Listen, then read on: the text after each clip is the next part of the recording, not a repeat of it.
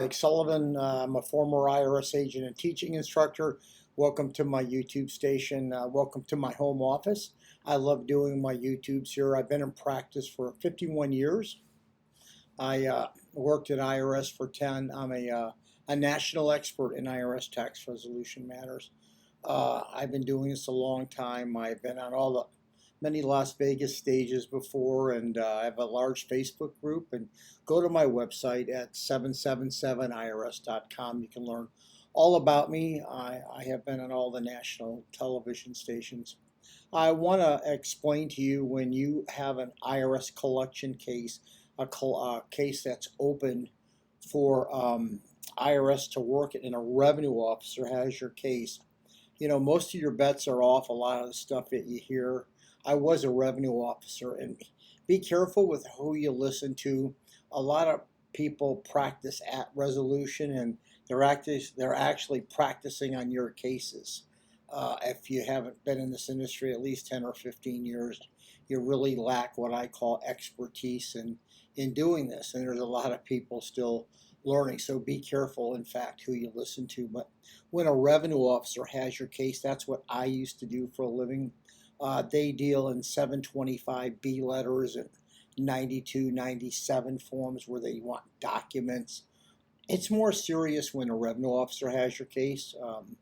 It's a lot better to work with the service center. It's called the ACS unit at the 1-800. The people are not as skilled up there as the revenue officer is. The revenue officer's job is, they have a lot of jobs, but the two primary things is to pick up tax returns for non-filers and to go ahead and they have an open inventory of cases, and they may have your case.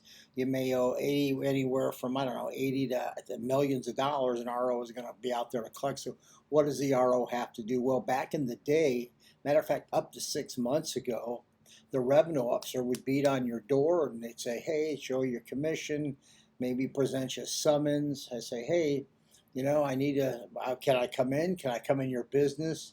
They kind of worm their way in any way that we could. I remember doing that many times, but really at the end of the day, they have to close the case that they have in front of them, and they do that by giving you a financial statement. The revenue officer will work with the form 433A, and I do not recommend any of you giving that 433A to a revenue officer unless you talk to a true expert like myself or whoever. I'm really good at this. I'm not going to tell you to have anyone else look at it because I've done thousands of these. So, and I'm going to tell you a reason in a minute, but IRS is going to want that to close your case. And how are they going to close your case? Once they get that financial statement and they get that 433A, they're going to close it in one of three ways. They're either going to push you in currently non-collectible hardship, which means you can't pay it at the time, but you can pay it later. They'll bring the case back out every couple of years. They'll enter, most cases close with a payment agreement because it's their job to get this tax paid, or they'll say, hey, you can file an offer and compromise. It looks like you're eligible. They won't work the offer, but the offer will go to another group to go ahead and work. So the revenue officer at that point will, at least from the very beginning, ask you for the financial statement. They will send you a form 9297, a document request to bring in. So usually you get form 725B and the 9297, which is, this is what we want. Here's the document request, and bring it in. Let me evaluate the case. So that's what the revenue officer is going to do, and that's how they're going to look at your case. Now, here's what you want to know about this financial statement and why you should never turn that financial statement into them. The whole idea is to give the revenue officer a much more polished financial statement.